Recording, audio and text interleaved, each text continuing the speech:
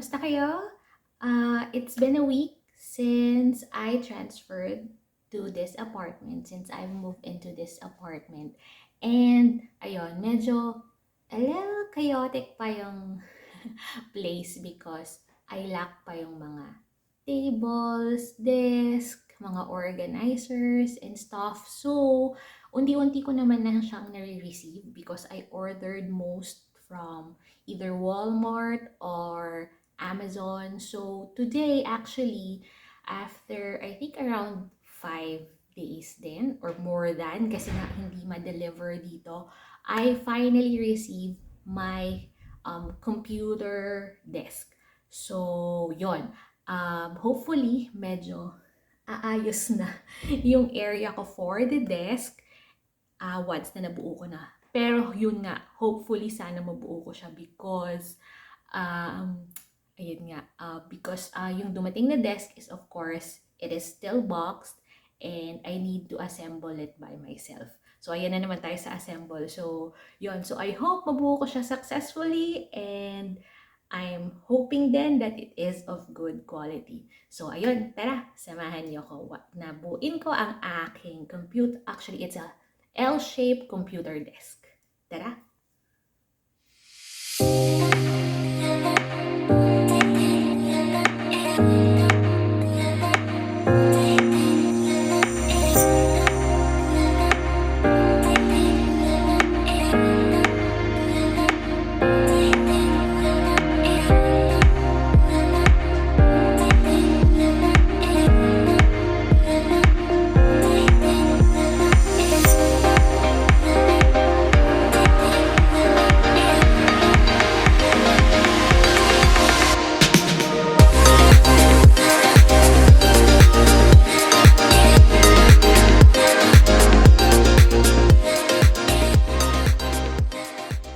Ayan mga kalakwatsa, nalatag ko na yung mga parts. So, I'm not sure, hindi ko pa na-check kung kompleto. But hopefully, it is complete. And may mga labels naman yung mga parts like this one. Sample. So, ayan. May labels naman siya ng numbers. So, I'm hoping na madali naman siyang i-assemble. So, yun. Continue natin. So, ayun, mga kalakwatsa. Ito yung kasama niyang instructions. Uy, parang ano, engineer na naman. I-engineer na naman ako nito. And, meron siyang kasama mga tools. Ayan. Ayan yung tools natin. So, nakapack na siya. It's sealed. And it is properly labeled. Like, katulad nito. A times 20. So, ito yung A na screws. F. May E, B. So, ayan. So, titingnan na lang natin sa instructions kung kailan natin siya gagamitin. Tapos, ito, meron pa siyang small wrench. I think that's for saan na? Baka dito. Most likely dito. So, yan. Tara, continue na natin ulit.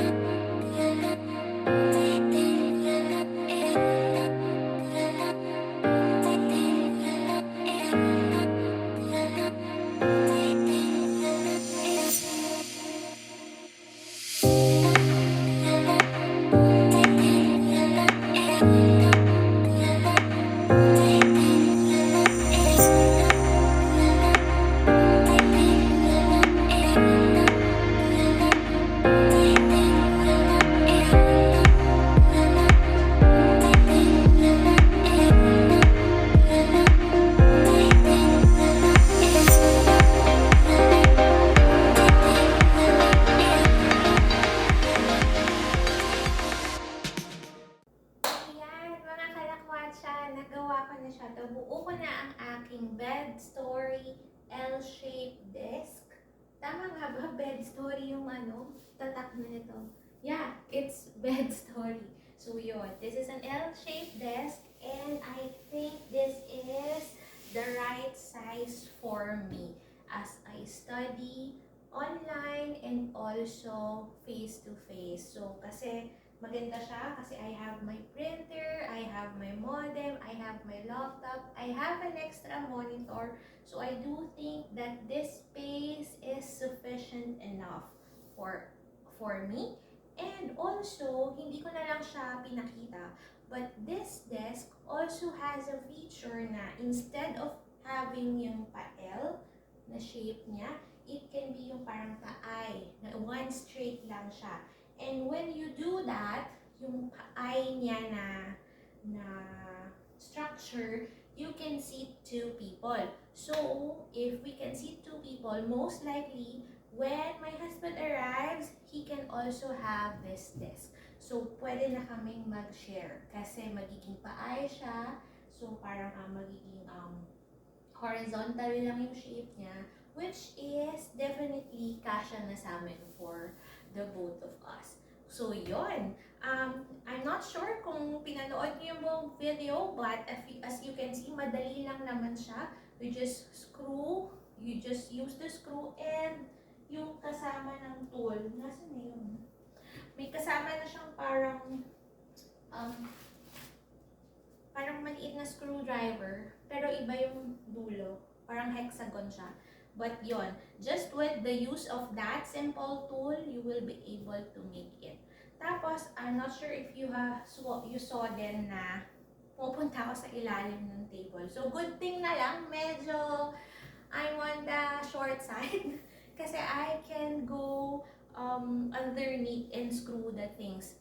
Pero may isa namang option, yung pabalik na rin mo siya. Yung top nasa floor. Kaya lang hindi ko na siya ginawa kasi magiging mabigat siya for me para ibaliktad.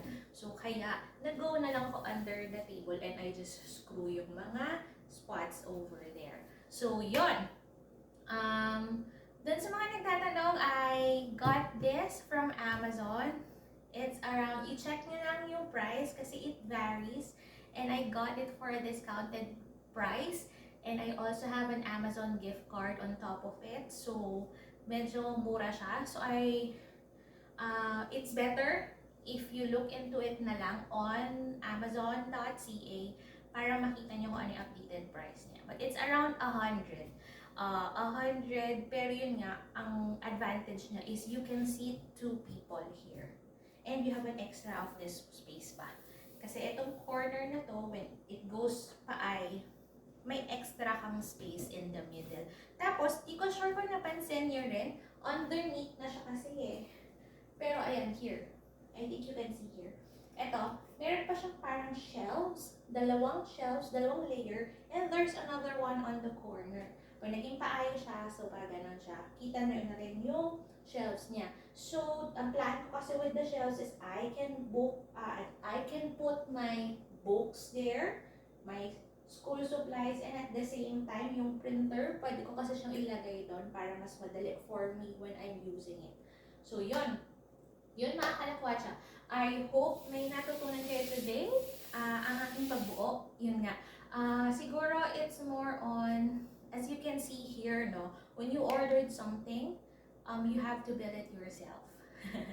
Hindi siya yung katulad sa atin na dadating na, buo na, or tatanungin mo sa salesman, sa sales lady, if kasama na ba yung assemble, tapos sasabihin nila, okay, kasama na yung assemble, isasakay na lang, ganyan. So here, most of the items that you'll buy na kailangan na medyo bulky will be assembled by yourself. So, yun. If it's lucky na lang siguro because I enjoy mga DIY. Ayun, DIY like, yun nga yung pag-assemble ng things. Parang mga Lego lang naman siya with the instructions and all. So, na-enjoy ko kasi yun. Like the process of IKEA, diba? IKEA, you just see yung dun sa showroom. Tapos, pag binili mo siya, you have just a small box with all the materials in it. And ikaw na bahala gumawa nung mismong product na yun. So yun, ganun lang naman din siya. And most of the time kasi, na-enjoy ko naman yung pagganon, pagbuo. Ang downside lang nito, ang bigat. So yung box kanina, I'm not sure if nakita nyo rin nung tinutulak ko, ang bigat niya. The product itself, even when it's packed on the box, it's around 65 pounds. So, ang bigat. Pero siguro naman, kapag may kasama naman kayo, it will not be a hindrance for you to build. So, yun, mga kalakwatsa.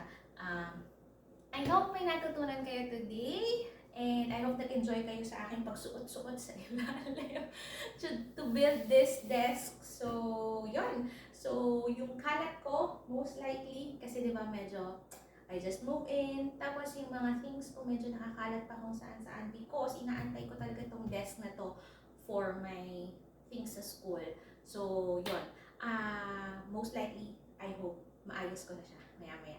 So, yun mga kalakwatsa. I hope nag-enjoy kayo. Again, don't forget to like, share, and subscribe to my channel para ma-update kayo pag may mga videos akong bagong i-upload. So, again, see you soon and have a great day mga kalakwatsa!